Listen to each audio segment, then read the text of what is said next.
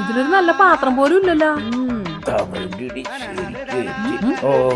അയ്യോടാ, ഇതെന്താ പറ്റിയേ?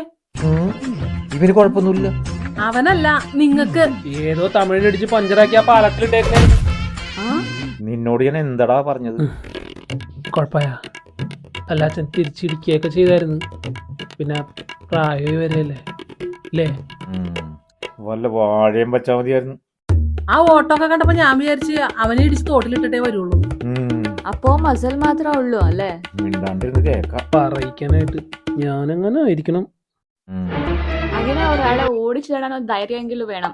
ചെയ്തൊക്കെ പറഞ്ഞിട്ട് വേണം വീട്ടിൽ നിന്ന് പുറത്താക്കാൻ. അല്ല, നിങ്ങളുടെ മാലയുടെ അയ്യോ, എന്റെ 5 പവന്റെ മാല ആ തോമുഴം കൊണ്ടുപോണ്ടാവും. കുറവല്ലേണ